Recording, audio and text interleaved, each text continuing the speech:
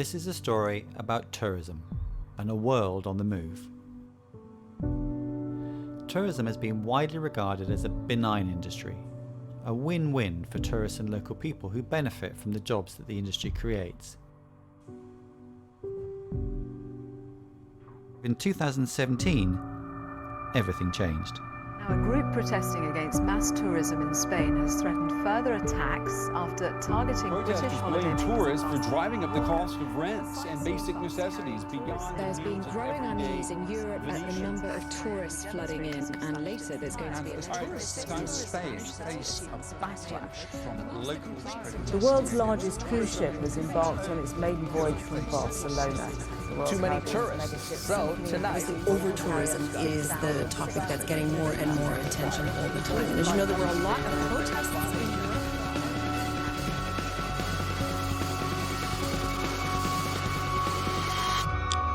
It's a whole lot of people. Whole lot of people. My name is Crowded Justin out. Francis. Hello. Much of my life and work has been dedicated to travel. My own travel has led me to enriching experiences and a warm embrace from local people. For the past 17 years, I've run a travel business which allows others to have similar experiences. The events of 2017 sent shockwaves through the tourism industry, and a new term emerged, overtourism. I spoke to Professor Harold Goodwin to understand what it means. I think overtourism is actually quite easy to understand, and the reason the word has caught on is that people understand immediately what it means. It means a situation where either local people or the tourists feel that the place is just over-visited and that it's changing its character. So for the tourist, it loses authenticity, and for the local people, it just causes irritation and annoyance. I mean, that old adage of this is your holiday, but this is my home, it rings really true now. Do you think that's... I think that campaign hit the nail on the head. We take our holidays in other people's homes. When I was working here in South Africa back in 2000 or 2001, I went with a township operator in the back of a small minibus into Kailicha. And he wanted me to meet an elderly lady who was trying to start a restaurant in her house. And it was an amazing experience, one of those privileged times that you remember, but I'd been invited into a house. We came out and there was a big 50-seater coach parked outside, and the tourists were all stood up at the windows shooting with a camera down at us. And she turned to me and she said, "They think we're animals." And that really went home. I just thought, this is appalling. Yikes. And that is over-tourism. That's Frustrated sketchy. and appalled by such treatment, communities across Europe took to the streets and turned against tourism in angry protests. We're gonna fucking shoot him with our cannon. Holy shit. You see that guy? He wasn't fucking around.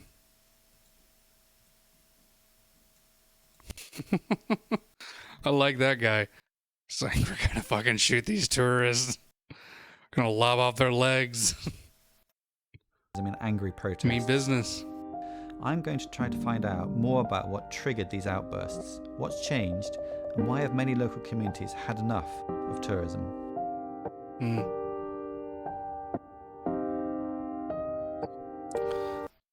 Why do people hate tourism?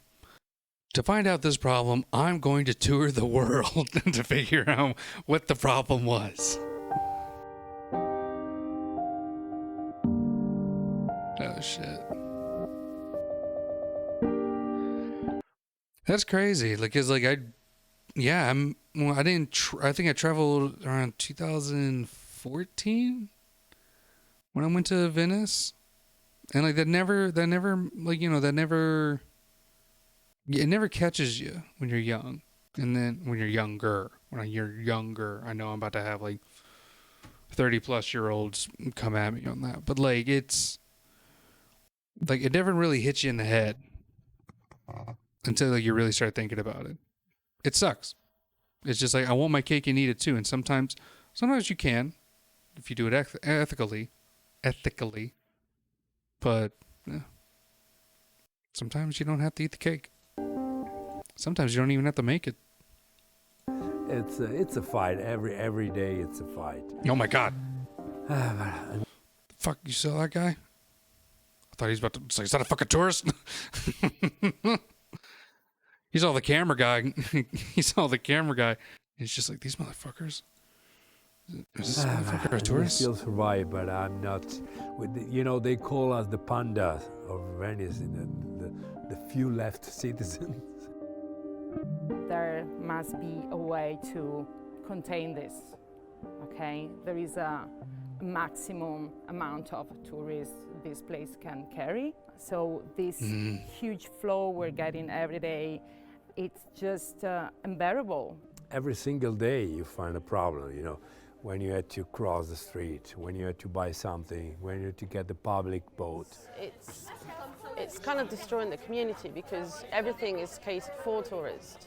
There are more short-let flats than permanent residency for I like that. Just like people are just walking right by. She's like, she's not talking about us, is she? Just like, yeah, I fucking hate them fucking tourists all coming in, especially the American ones. They're fat. They got their Karen haircuts and shit. And just like ladies just walking right by, just like, oh my God, she talking to me? So I right. Wish they would just fucking leave. Get your fucking gelato and shove it. for locals. We don't have enough flats for inhabitants. So people are moving away because you cannot find a place to live here. Losing people, losing inhabitants means losing the character of the city. Now it's becoming a Disneyland. All the butchers, the bakers, the pharmacies, the dressmakers are all going and being replaced by souvenir shops. We are losing the meaning of the city. Venice is so different from the other part of the world. It's so fragile. It's so weak somehow. There's no indication of tour operators educating the visitors to respect the locals, respect the size and the layout of this town, which is very, very unique. I see the gondola. Yeah, you should film that. You should film that. Look at that. Look at the mess. Kayak, Venice kayak. They cross in a place where all the gondola cross, and this is completely crazy. Holy shit, that's fucked up. Just like, you see these fucking assholes? Look at them, look at them, look at them, look at them, look at them, look at them, look at them down there. God. You're gondoling down. La, da, da, da, da. You just send over, you see with the kayak, like, excuse me, I paid $70, 70 euro, so I can go down and I can have a personal one drive. Fucking gondola comes in, just shoves them down, flips them like, oh my God. I wonder how many bodies. I wonder how many people drown in Venice. Because there's no railing. Like last time I was there, there's no railing.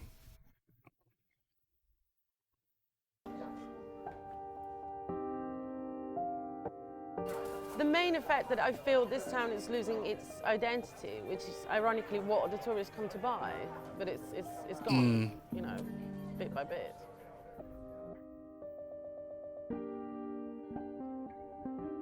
Barcelona.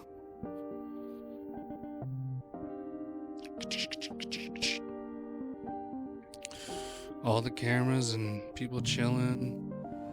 It feels like the infrastructure can't really cope with the amount of people that we have here.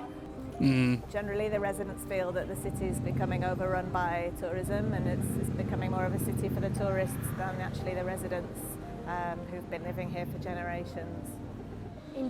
I guess like for London and places, New York, it's almost accepting where it's like you have people that aren't from here, which, I mean, there's still gentrification and people's towns getting destroyed from that. So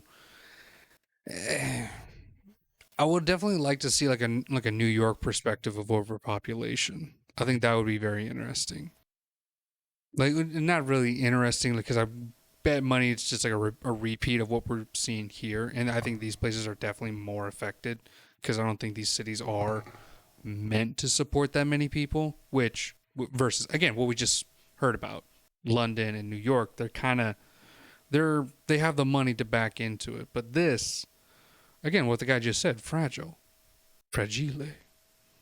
These places are beautiful and fragile. The neighborhood I'm living here now, over the past 7 years, has changed massively, and it has converted into a tourist neighborhood, and I cannot sleep. I mean, they just forget about their behaviors, right? They come here just to, to do everything that they cannot do in their home countries. Here they call it el turismo de borrachera. El turismo de borrachera is the drunken parties.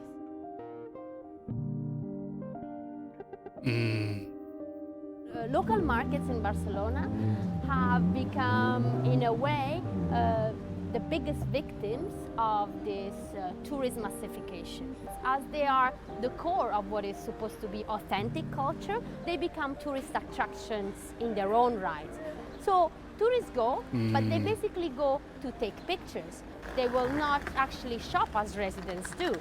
They've changed from selling food, fresh food. They've just gone to selling fruit juice.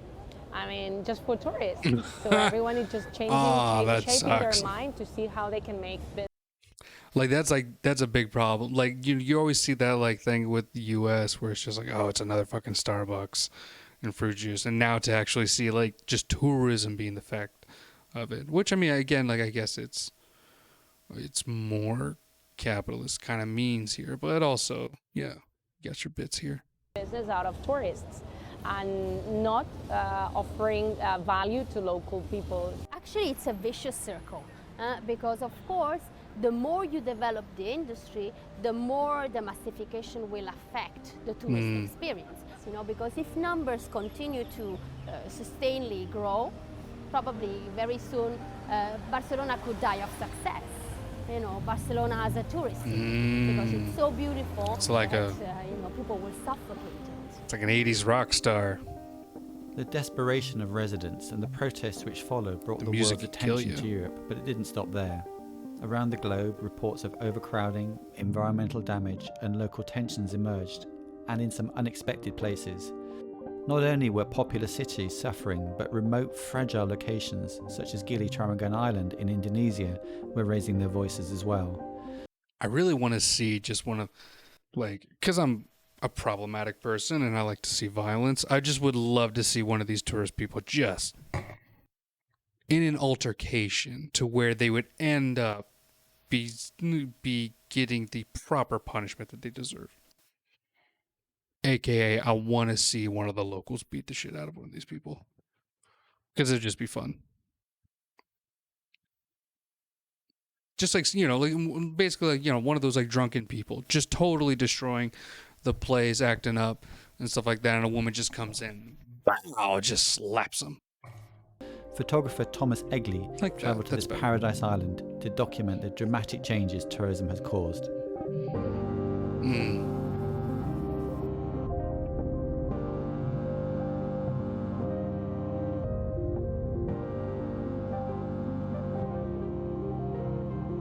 Tom, tell me about your project, which is your recent project, which is a very kind of personal one, I think.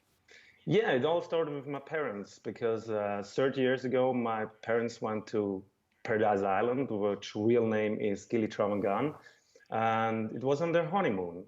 And it's the most beautiful place they've ever been to. It was their Paradise Island. So I went there 30 years later to discover what happened to that island because I already knew it changed. Yeah. And when I saw your work, I mean, the before and after pictures with the 30-year gap, I mean, it's barely recognizable as the same place. Yeah, it's totally different. I mean, it starts with how my parents went to that island, whereas they just hired a fisherman with a little boat. It wasn't even in a tourist guide. They stood with local people, and there was nothing else to do than have a swim in the sea. Yeah. There were like 3 or 4 people on that island, whereas 30 years later, there are like 3,000 people coming on that island each day. Wow. So it's like over 1 million in 1 year. Wow. And all that on a really small island. Now you can snorkel, you can dive, and you party a lot. There are a lot of trucks everywhere. Yeah. Yeah, but this question is, what can tourism cause if there are no limits? Yes. Well, let's talk. I wanted to like to think like because what was it seeing a lot of talking about the drunk people and some of the like what was it some of the people looked like either they were on something at least like sweating out something and stuff. I wonder if it just talked about drug trafficking, so just people bringing that stuff in and ruining communities. It's probably not as heavy an impact, but it's like it's almost like what was it? It probably definitely impacts though different the bad parts of certain cultures where it's like bringing in different drugs in and stuff like that. I wonder how much that impacts people. Talk a little bit about the cost because the growth in numbers that you've described is extraordinary. I'm guessing that must have had some environmental impact. Yeah, definitely. When you come on the island, you wouldn't see it, but as soon as you go in the middle of that island, you would see a huge rubbish pit. You don't really see it on the first place, but it's all hidden there. Yeah. I mean, some people listening to us might say, everybody's entitled Holy to have shit. fun and enjoy.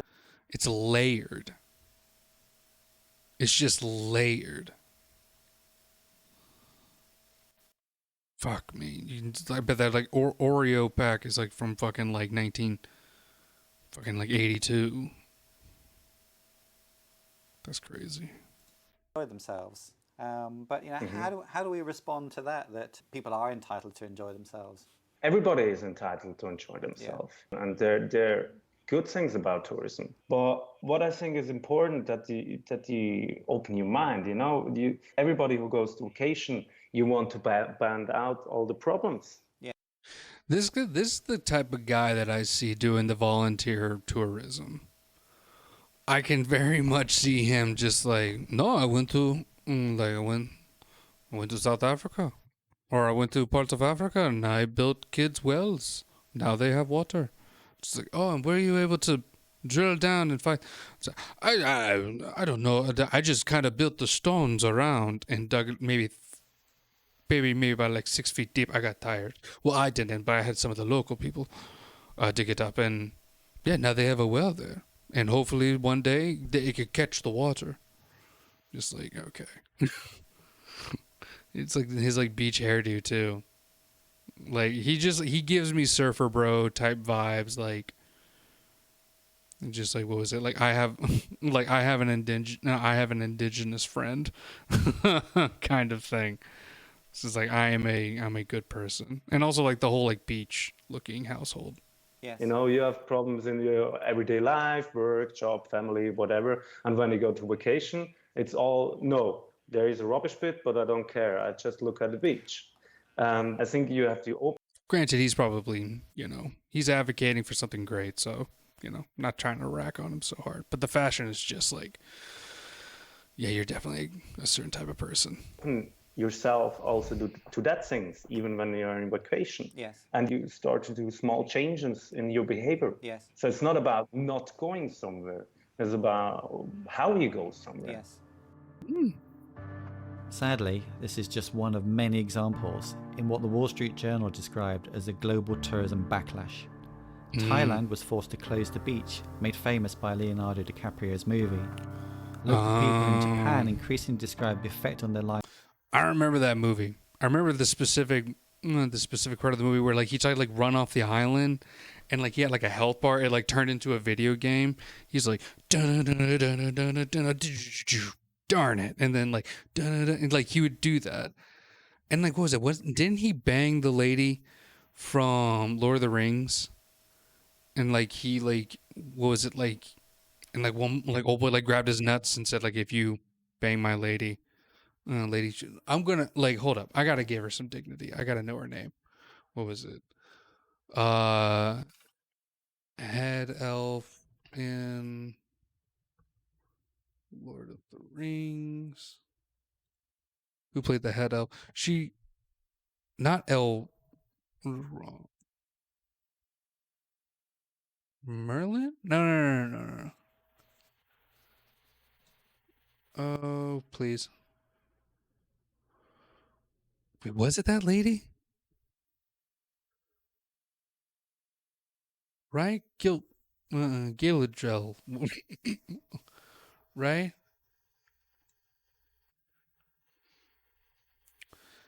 Cast, which is role play. Main part. Actor, spouse, person. Was actor Kate Blanchett. Did Kate Blanchett play in Kate Blanchett and Leonardo DiCaprio movie? The Aviator. It was just The Aviator? Oh, wait a minute. Who was then?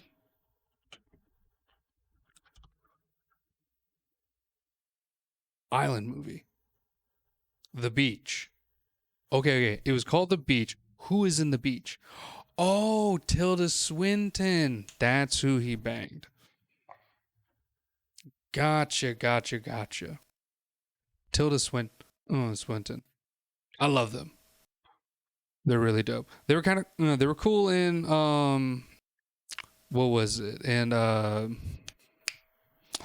what was his name?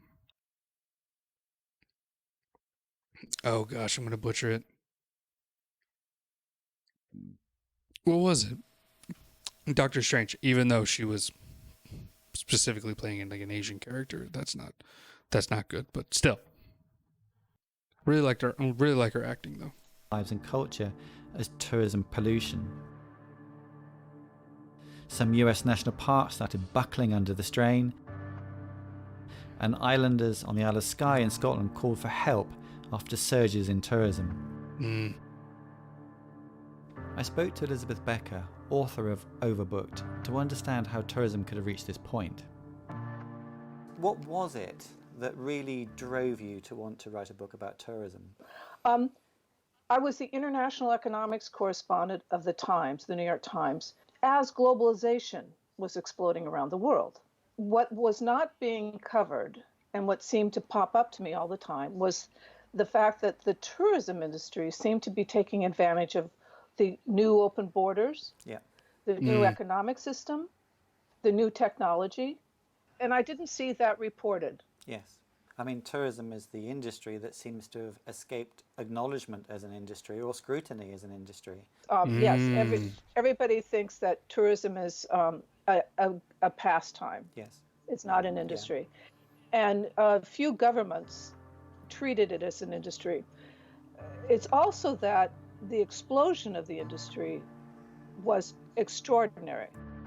That reminded me of what was it when it talked about invisible exports and imports. So that's what it was. Is the whole just subject of seeing a place. And in 1950, there were 25 million tourist arrivals worldwide. This number grew exponentially over the following 70 years and reached 1.3 billion by 2017. Shit. It's estimated it will reach 1.7 billion by 2030.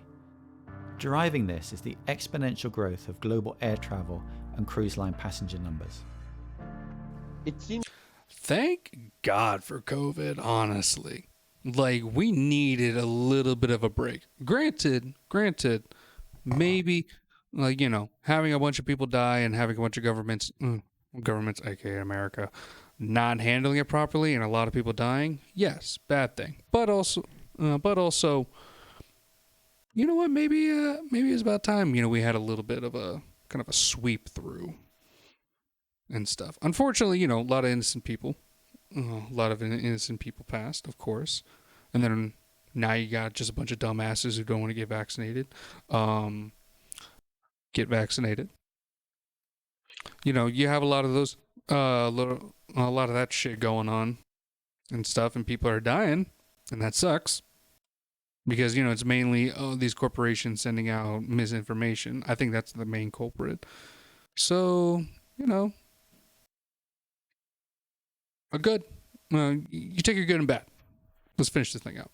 It seems to me that what we're seeing now all over the world is what happens when an industry which has talked about being sustainable, but has actually done very little, begins to bump up against the limits of our environment, and the physical limits of space.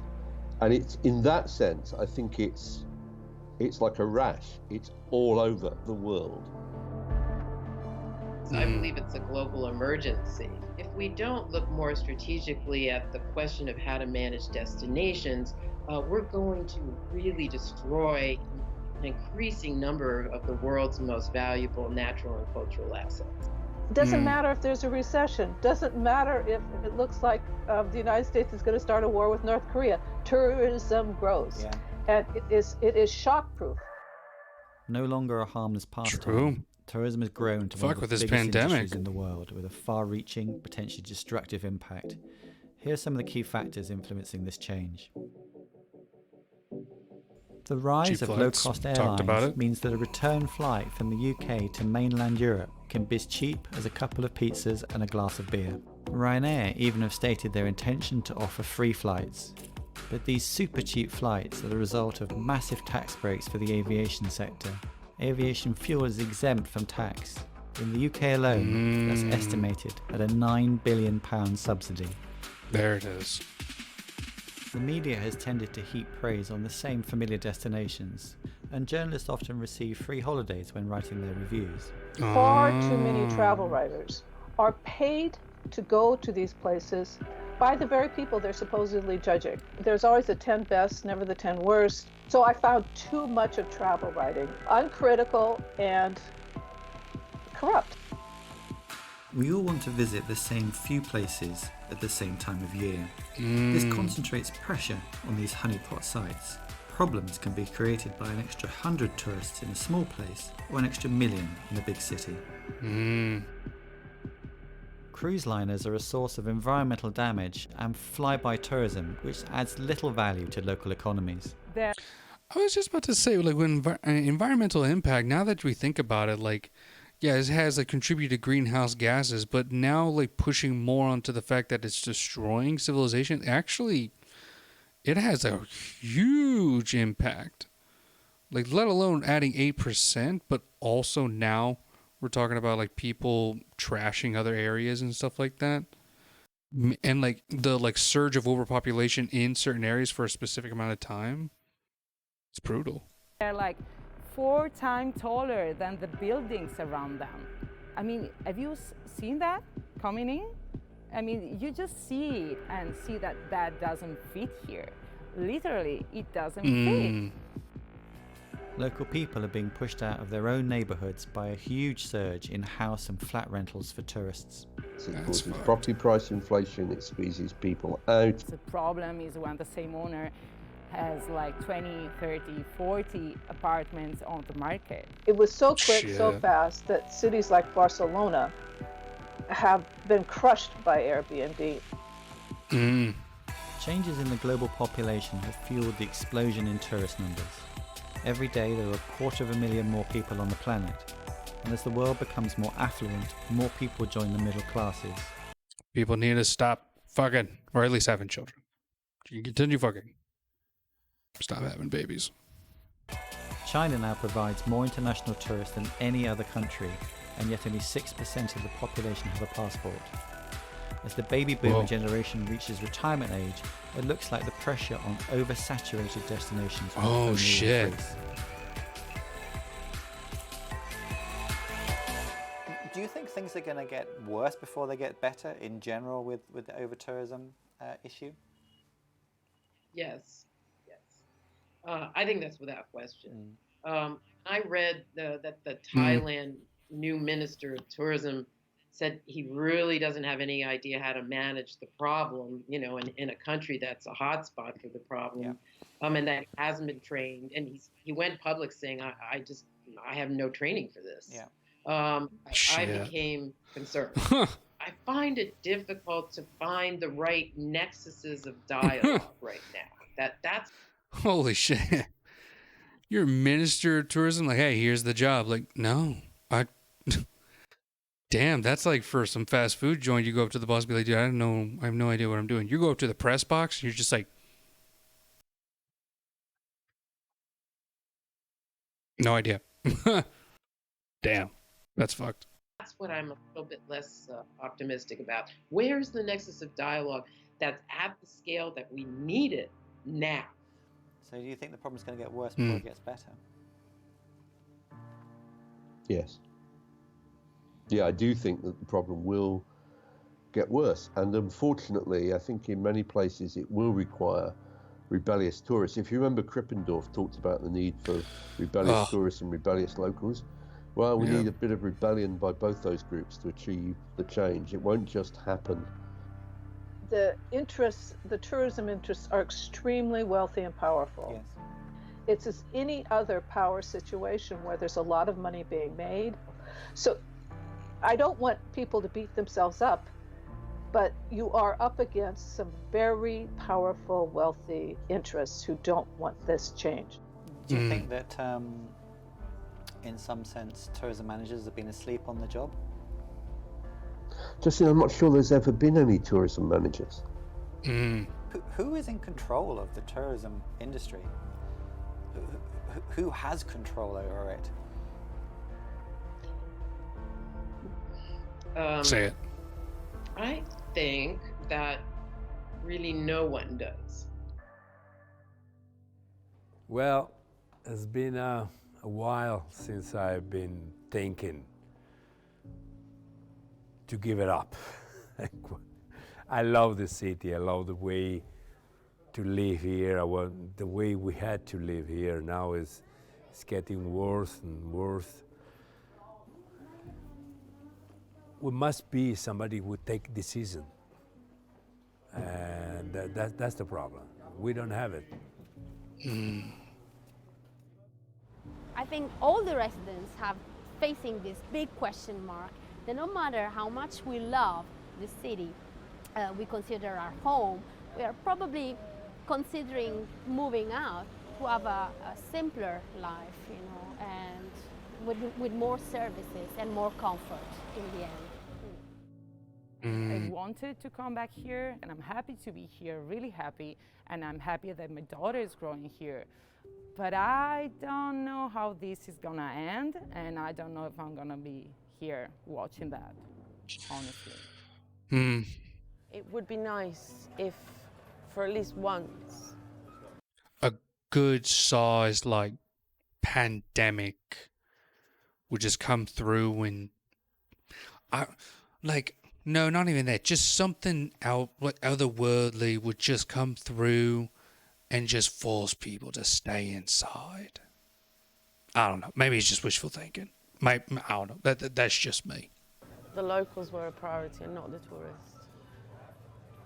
You know, Agreed. out of respect for the town and its history, but out of respect for people that want to stay here, who do not particularly want to take part in the tourist machine and want to live like Venetians, you know, which is slowly disappearing. We're a bit of an endangered species, if you like. So I like to save the Venetians, really.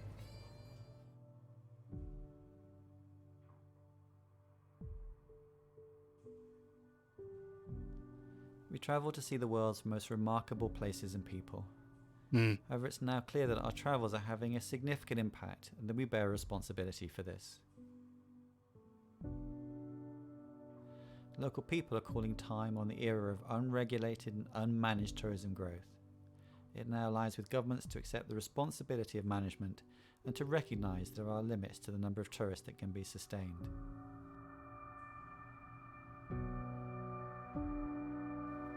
The struggle of local people versus the power of the tourism industry is also the struggle to remember the beauty and diversity of our planet.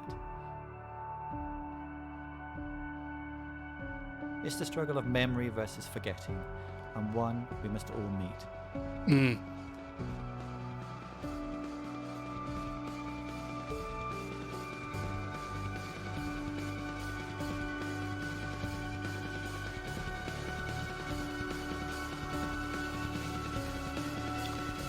Oh my god, I feel like I'm in like a 30 seconds to Mars. Take me down. Sorry.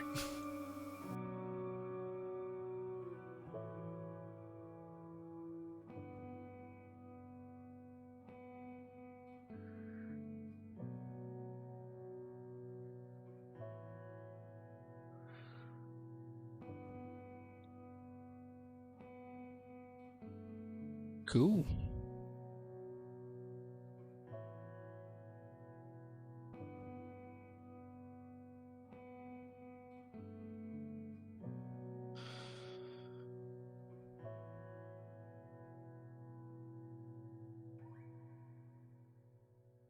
Da-da-da. There you go. Some wild shit. Wild